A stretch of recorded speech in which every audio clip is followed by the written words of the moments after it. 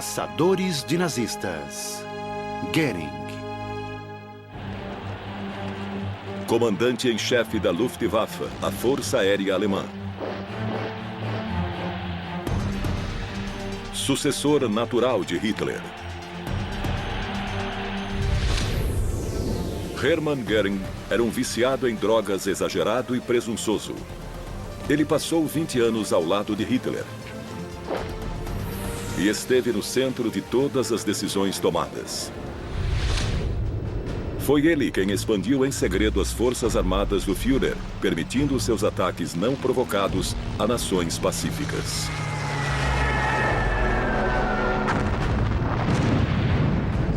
Na Europa, a Luftwaffe de Göring abriu o caminho para os exércitos de Hitler. E Göring também foi o primeiro a sugerir uma solução final: o extermínio dos judeus. Sua cumplicidade nos crimes do Terceiro Reich era total. Ao fim da guerra, Göring era o único nazista do alto escalão ainda vivo. Os aliados estavam desesperados para julgá-lo. Eles precisavam de alguém que simbolizasse a crueldade do regime.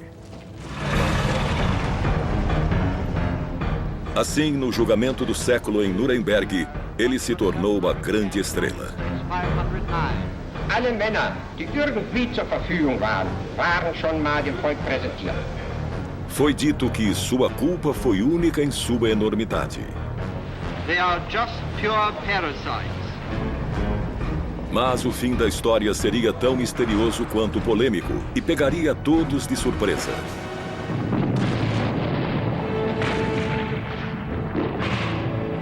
Alemanha, 1945. Os rumos da guerra haviam se voltado contra os nazistas.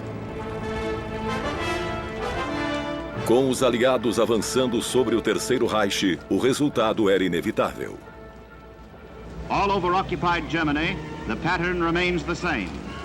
The battle, the swift driving on of the armies, the civilians who come out of their shelters, the posting of Allied proclamations, and a stunned and beaten people, cut off from the outer world, cut off even from its neighbors, is given orders and obeys.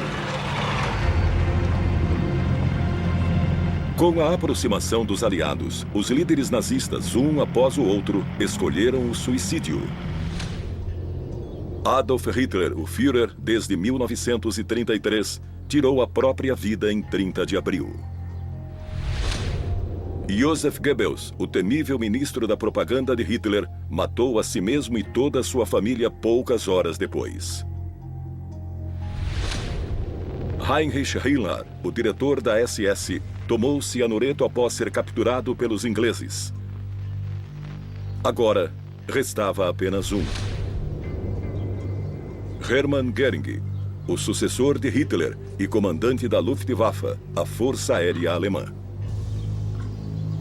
Ele continuava foragido e os aliados estavam loucos para pegá-lo.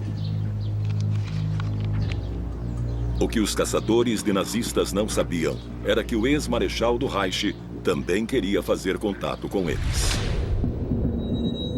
Apesar de estar no topo da lista de mais procurados, Göring acreditava poder conseguir uma posição no regime pós-guerra. Esta soberba era típica de Hermann Göring. Ele não era um burocrata passivo. Hermann Göring era um homem inteligente e imponente. Ao contrário de muitos outros nazistas renomados, ele era realmente formidável.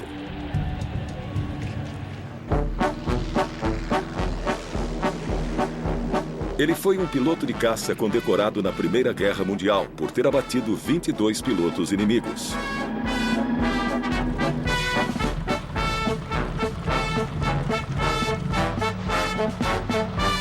E foi o último comandante do lendário Esquadrão dos Barões Vermelhos.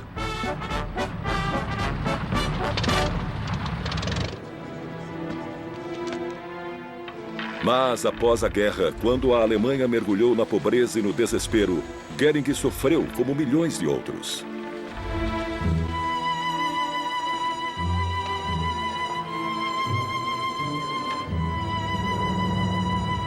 o ex-herói foi obrigado a ganhar a vida em exibições de acrobacias aéreas. Mas um encontro mudaria sua vida. Ele conheceu Adolf Hitler.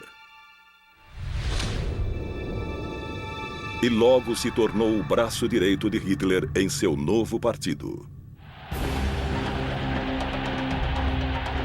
Em 1923, Hitler nomeou Göring diretor da SA, a tropa de assalto do partido.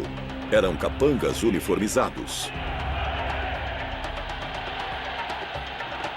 Göring transformou o bando de arruaceiros em uma verdadeira unidade militar.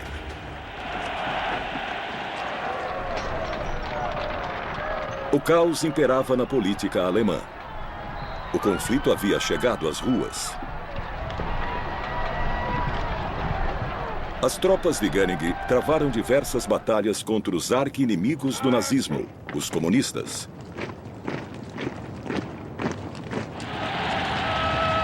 Em novembro de 1923, Göring provou definitivamente sua lealdade a Hitler. O partido nazista tentou um golpe.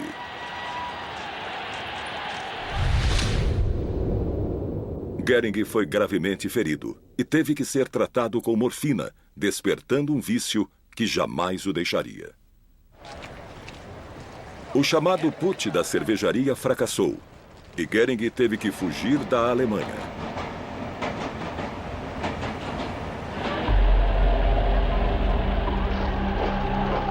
Quando retornou, no fim da década de 20, ele se encontrou novamente ao lado de Adolf Hitler. Juntos, eles planejaram transformar o nazismo em um movimento político de massa. Neste ponto, o alvo do ódio de Hitler ainda eram os comunistas.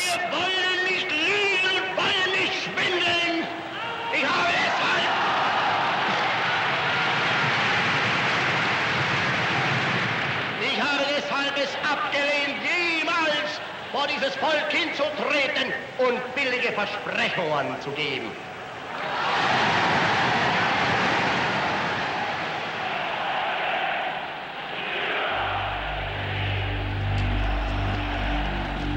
Seu plano deu certo. O partido começou a ganhar votos e tornou-se um verdadeiro movimento popular.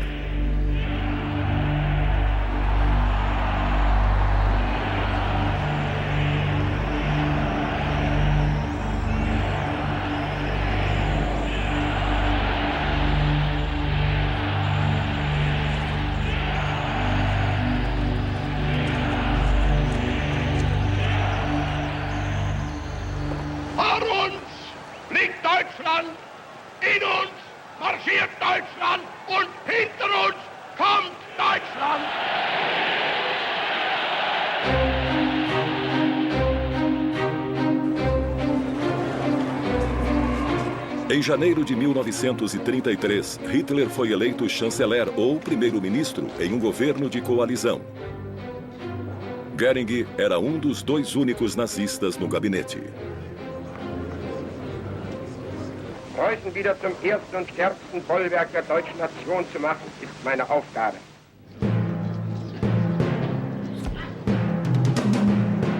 Três meses depois, Hitler obteve autorização para governar por decreto. Ele se tornou um ditador. Era o fim da democracia na Alemanha. Foi uma época boa para Hermann Göring. E em 1935, ele se casou com Emmy Sonnemann, uma ex-atriz com quem teve uma filha, Eda. Hitler foi o padrinho. Depois, sua ascensão continuou. Em 1936, ele recebeu uma nova missão altamente confidencial. Após a Primeira Guerra Mundial, a Alemanha foi obrigada a manter um exército minúsculo.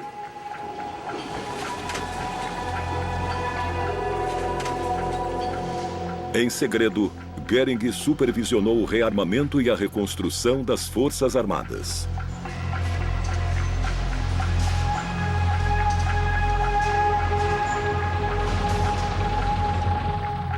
Ele criou uma força de combate formidável, com mais de 1 milhão de homens equipados com armas e tecnologia de ponta.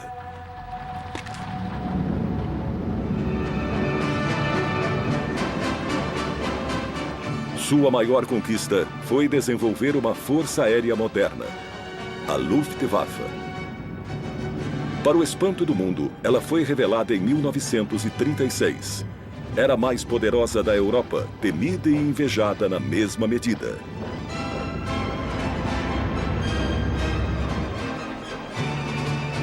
Mas, nos bastidores, ele havia se envolvido nas políticas que trariam notoriedade aos nazistas.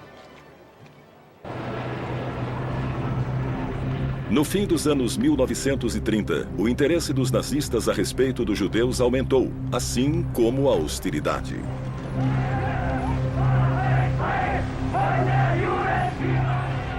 Primeiro, os judeus foram vítimas de discriminação aberta. Suas lojas foram boicotadas. A violência pelas mãos da SA não demorou a surgir. Em 1938, havia ataques programados, sinagogas saqueadas, assassinatos e prisões. Göring, um antissemita raivoso, encorajava ativamente este tratamento aos judeus.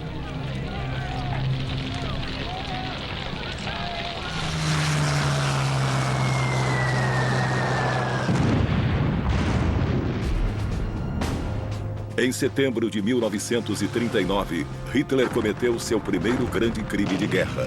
Ele invadiu a Polônia.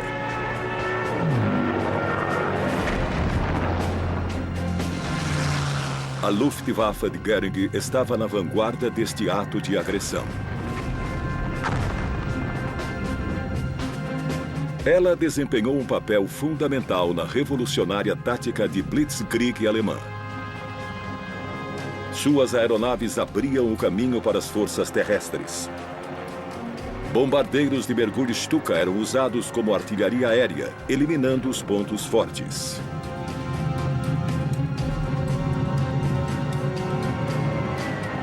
Bombardeiros médios destruíam os alvos maiores.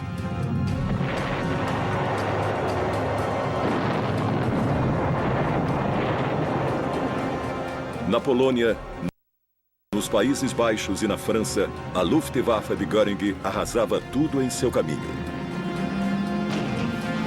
Depois, os tanques avançavam rapidamente sobre o território inimigo, capturando objetivos estratégicos.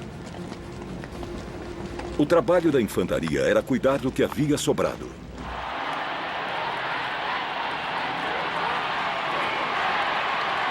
Foi um grande sucesso e Göring tornou-se um herói. Em 1941, ele foi recompensado. Em junho, foi nomeado sucessor de Hitler. Ele estava a um passo do controle total do Reich. Foi quando ele se envolveu com o mais hediondo dos crimes nazistas.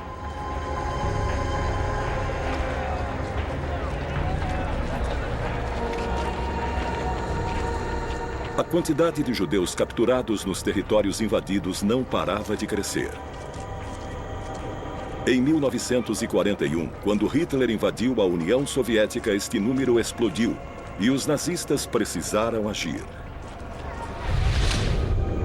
Em uma carta escrita logo após a invasão da União Soviética, Göring abordou o problema usando o eufemismo "solução final".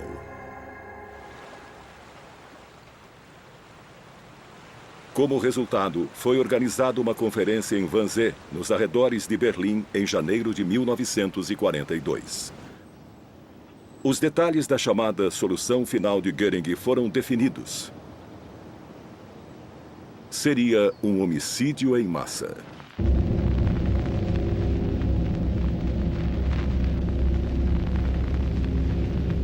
Campos de extermínio foram criados. Os judeus seriam mortos com gás venenoso.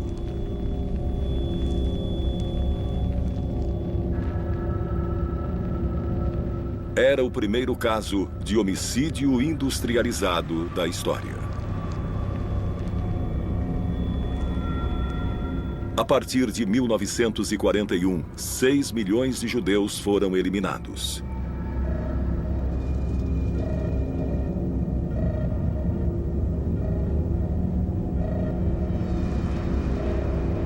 E tudo havia começado com Hermann Göring.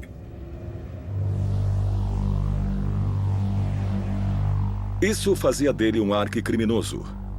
Göring havia sido uma peça-chave na guerra de Hitler contra nações pacíficas e também um dos mentores do Holocausto.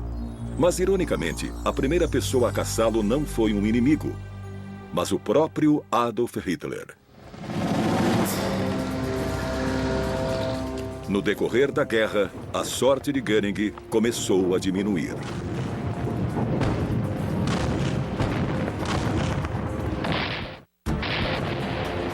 Em 1943, na União Soviética, o 6º Exército Alemão sofreu uma derrota esmagadora no caldeirão de Stalingrado.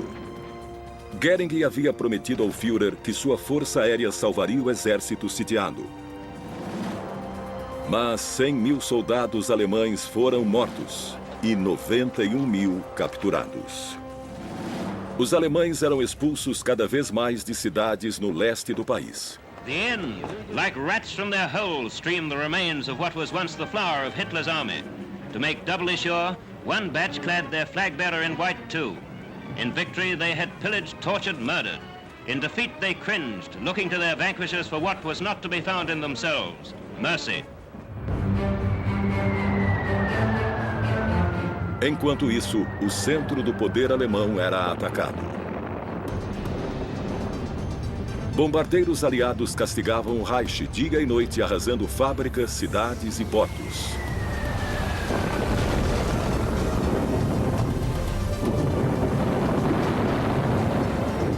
Hamburgo foi destruída. 50 mil pessoas morreram. Berlim era bombardeada 24 horas por dia. Em Dresden, milhares de civis foram mortos em apenas uma noite.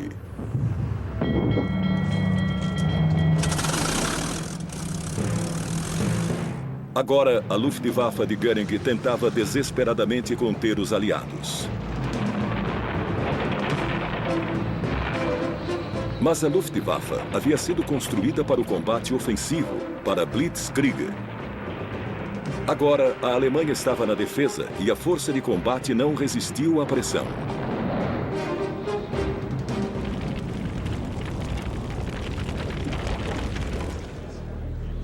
Outros nazistas começaram a zombar de Göring pelas costas.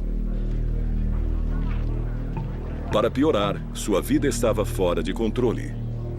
O vício em drogas aumentou. E no fim de 1944 havia um abismo enorme entre ele e o Führer. Hitler tratava o comandante da Luftwaffe de forma cada vez mais crítica e agressiva.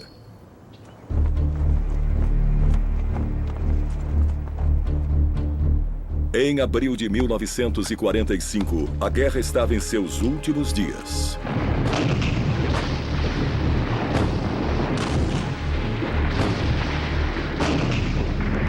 As tropas soviéticas haviam chegado aos arredores de Berlim.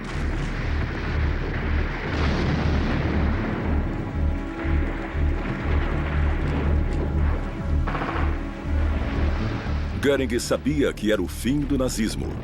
Então ele planejou trair Hitler em segredo e salvar a si mesmo.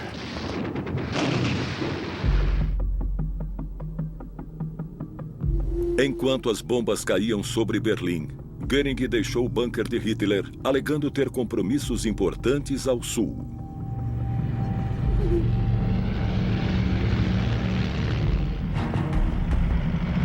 Here is a news flash. The German radio has just announced that Hitler is dead. I repeat that, Hitler is dead. Na noite de 30 de abril de 1945, Hitler cometeu suicídio em Berlim com um tiro na cabeça. Foi um alívio para Göring. Em poucos dias, outros membros da alta cúpula também cometeriam suicídio e Hermann Göring seria o último nazista importante ainda vivo. Na Conferência de Teherã, em novembro de 1943, os três grandes aliados, Stalin, Roosevelt e Churchill, definiram os detalhes da punição adequada aos alemães. Stalin, em tom de brincadeira, sugeriu que o Holocausto só seria compensado com a execução de 50 mil nazistas do alto escalão. Roosevelt sugeriu sarcasticamente que 49 mil seriam o bastante. Churchill deixou a sala enojado.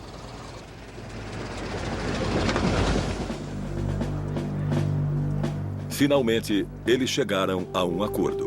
O mal seria julgado. A vitória estava próxima. Uma corte internacional foi preparada. Não existia um precedente legal. Nada parecido jamais havia sido tentado. Mas os aliados precisavam de alguém para julgar. Isso fez de Hermann Göring um alvo ainda mais importante, já que ele era o único ainda vivo. Enquanto Göring planejava seu próximo passo, o capítulo final do Terceiro Reich estava sendo escrito.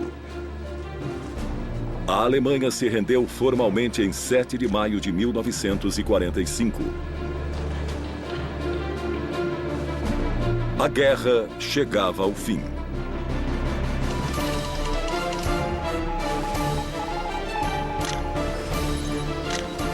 Em todo o teatro de operações, transmissões de rádio diziam às tropas de ambos os lados para cessar fogo. Agora, Hermann Göring podia agir. Alheio ao fato de que os aliados queriam sua cabeça, Göring decidiu procurá-los ativamente, em vez de esperar que o encontrassem. Ele incumbiu seu assistente, o coronel Bert von Brauchitsch, de fazer contato com os americanos. Ele portava uma carta endereçada ao supremo comandante aliado, o general Eisenhower. Nela, oferecia cooperação total na reconstrução e governo da Alemanha. A carta foi entregue à 36ª Divisão de Infantaria, em Kufstein.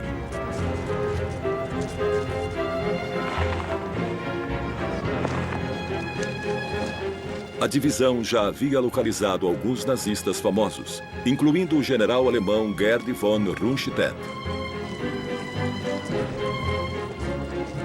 Com a possibilidade de capturar outro nazista importante, a divisão não perdeu tempo. Os soldados foram mobilizados para uma missão especial.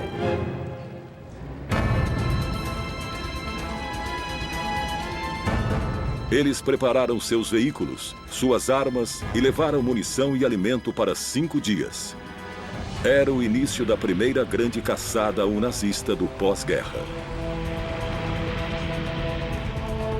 Espalhou-se o boato entre os soldados de que seu alvo podia ser o maior prêmio da Alemanha nazista, atrás apenas do próprio Hitler. A coluna americana cruzou as linhas alemãs, atravessando o silêncio perturbador dos acampamentos em direção a Mautendorf, a 87 quilômetros de distância. Mas, quando chegaram, Göring havia sumido. Eles pareciam ter perdido sua presa. Na verdade, Göring havia ficado impaciente com a ausência de uma resposta à sua carta e decidiu procurar os americanos por conta própria. Finalmente, o contato ocorreu em uma estrada próxima a Mautendorf.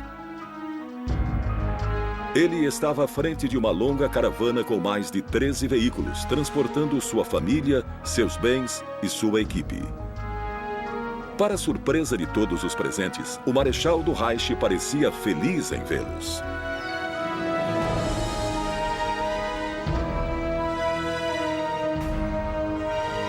Mas este não seria o final feliz que Göring esperava.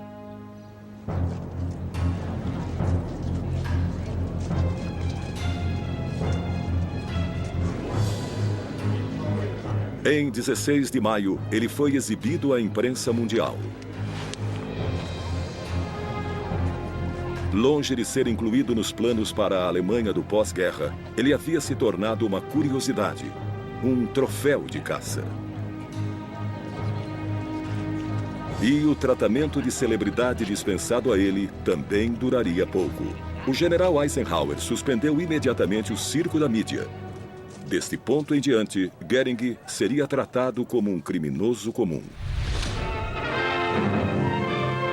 Behind the cold, gray facade of this courthouse in Nuremberg, the greatest trial drama of our times begins.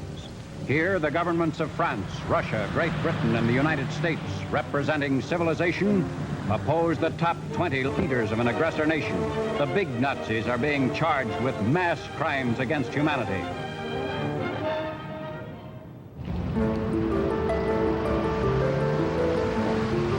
Novembro de 1945.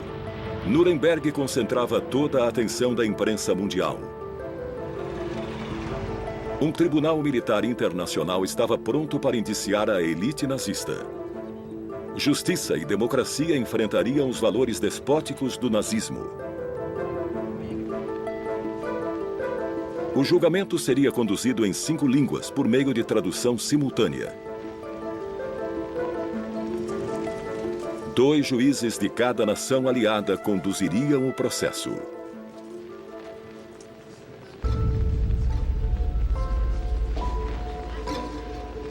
Liderados por Hermann Göring, os réus entraram no tribunal em 21 de novembro de 1945. A prisão parecia ter feito bem a Göring. Ele estava elegante, mas alerta, havia perdido peso. E havia abandonado o vício em morfina.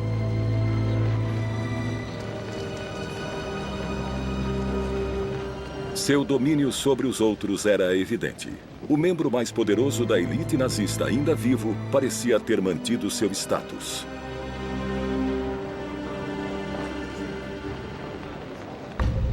Os réus haviam recebido cópias do indiciamento. Todos conheciam as acusações contra eles. O tribunal havia decidido que os acusados nazistas responderiam a 4 acusações separadas. Conspiração para travar guerra. Crimes contra a paz por invadir países sem provocação. Crimes de guerra por maltratar e executar soldados e civis. E crimes contra a humanidade pelo Holocausto.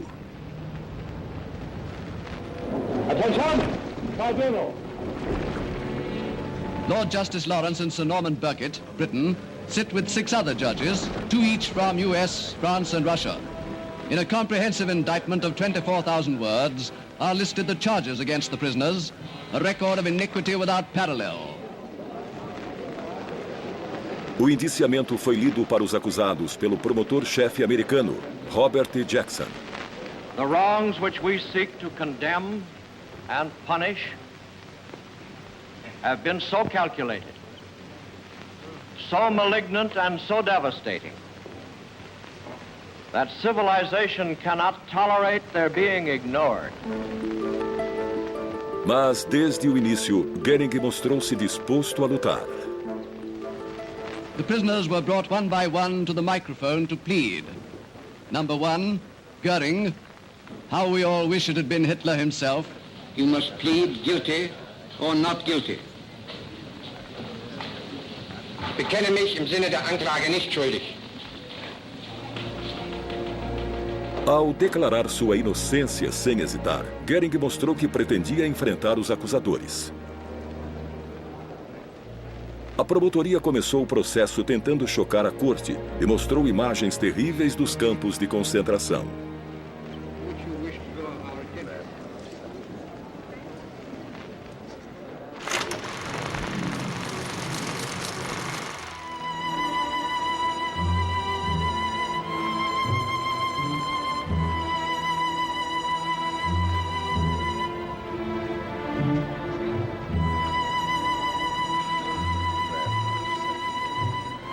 Um psicólogo americano registrou que Göring virou o rosto para não assistir às cenas angustiantes. No decorrer do julgamento, os réus ouviram testemunhos emocionantes de sobreviventes dos campos.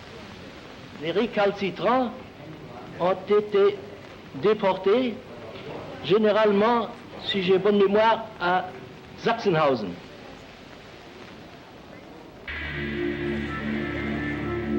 Provas grotescas foram mostradas à corte, incluindo a de número 254.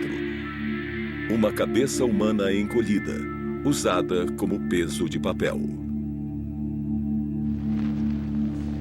Mas era fácil mostrar como o regime nazista havia sido cruel.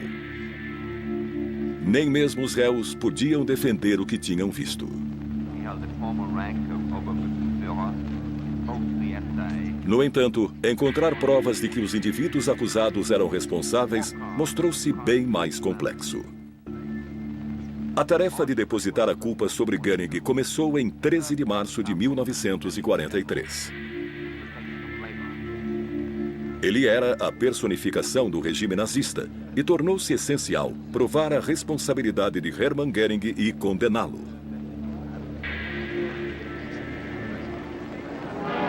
At Nuremberg, the judges enter to hear the case for the defense in the war crimes trial.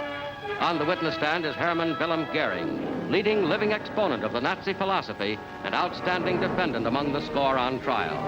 It is Göring's turn to testify and to answer the questions of Justice Robert Jackson, United States prosecutor.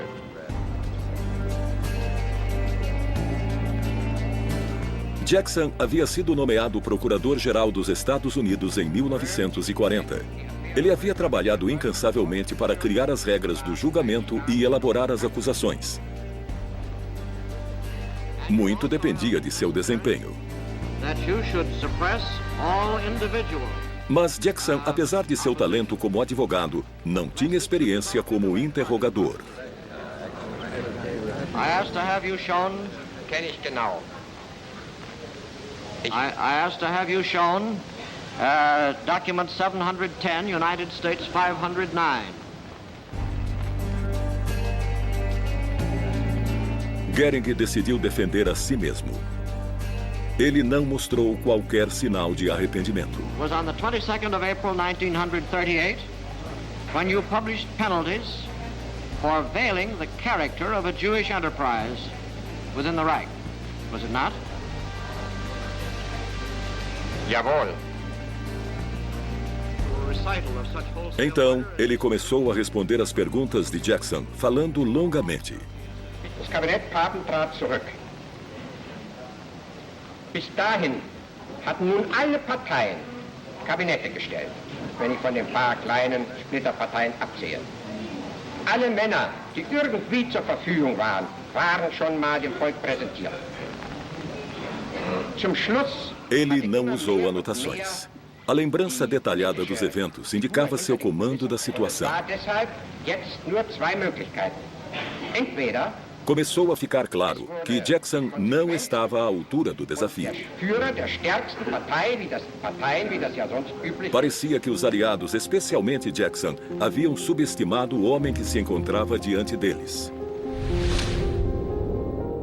Antes do julgamento, Göring havia humilhado os demais réus nos testes de QI do exército americano. Agora, ele mostrava ter recuperado sua agilidade mental e pensamento incisivo. O espetacular julgamento dos nazistas começava a sair dos trilhos. Um advogado inglês chegou a descrever como Göring o impressionou. Calmo e perspicaz, ele avaliava rapidamente os elementos da situação. Seu autocontrole também era notável. Jackson conseguiu encaixar alguns golpes relativos à perseguição de Göring aos judeus antes de 1939 e à sua coleção de obras de arte roubadas. Mas isso não era o bastante para ligá-lo a nenhum grande crime cometido durante a guerra.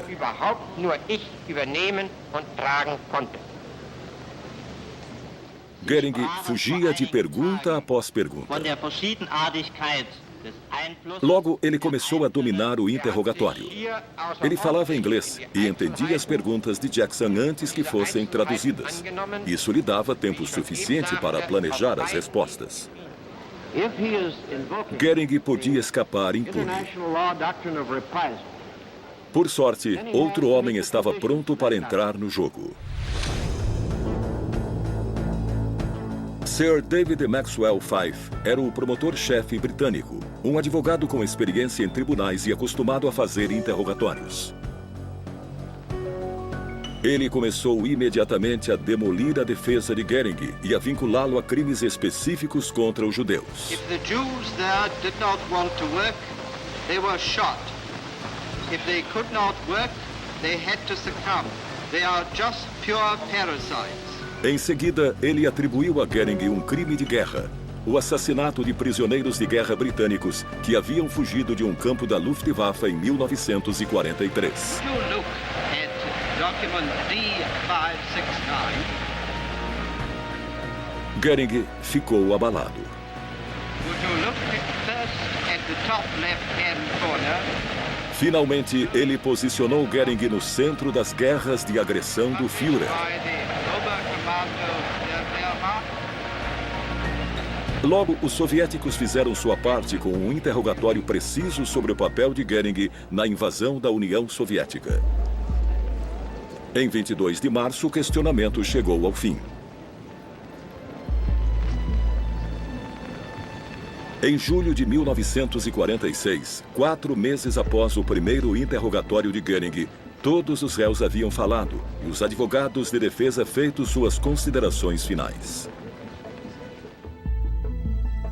A essa altura, a única defesa de Goering era que sua motivação havia sido o amor à pátria.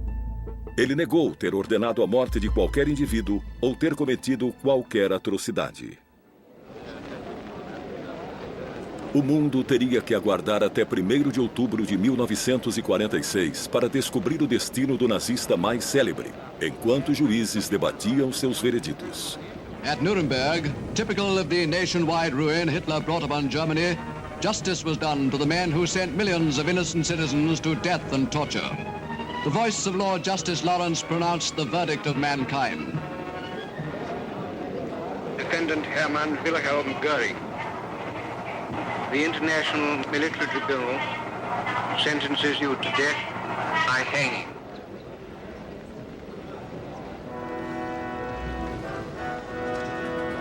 A justiça havia sido feita. Goering reagiu calmamente e deixou a corte sem dizer uma palavra. Mas enquanto era levado para a cela, ele já havia planejado sua última provocação, algo que surpreenderia a todos.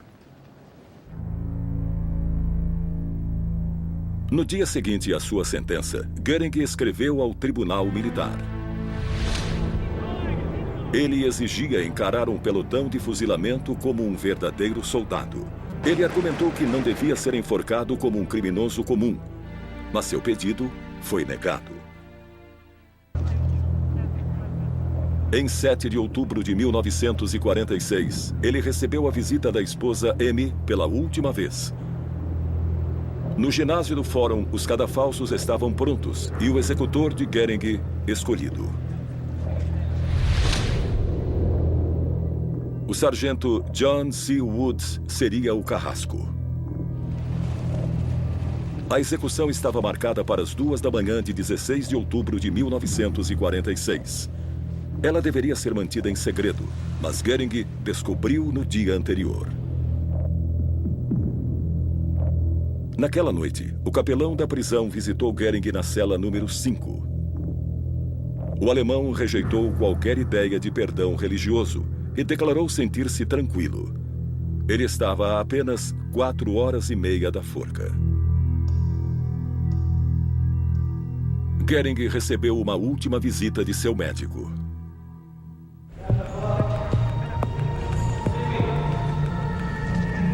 Às 10h44, o guarda encarregado de Goering o viu ter convulsões e exalar.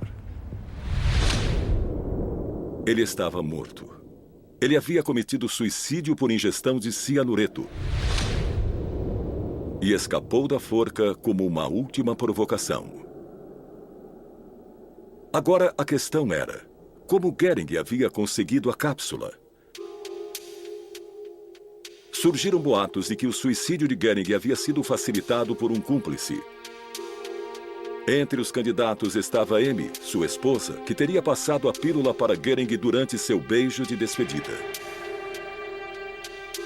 A história oficial é bem mais simples, e Goering garantiu que ninguém fosse culpado pela cápsula.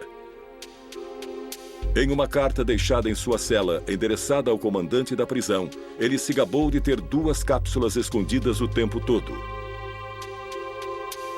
A que ele usou estaria escondida em um pote de pomada que ele usava para tratar seu eczema. Assim, o último membro da cúpula nazista havia escapado da execução.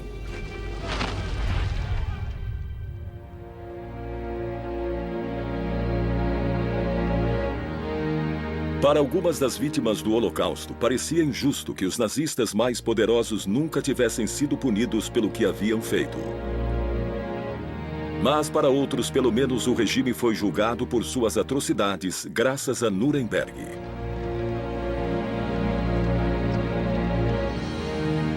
Goering pode ter escapado da forca, mas foi a figura mais proeminente do partido nazista a ser julgada. E no fim, ele viu seus sonhos de um lugar na Alemanha pós-guerra serem esmagados. Despido de todos os adereços e da opulência de sua vida passada, ele foi confrontado com seus crimes, em preto e branco, como um criminoso comum. Para um homem tão vaidoso, não deve ter sido fácil. E este fato pode servir de consolo para aqueles que acreditam que ele nunca aceitou a magnitude de seus crimes. Versão brasileira, Vox Mundi.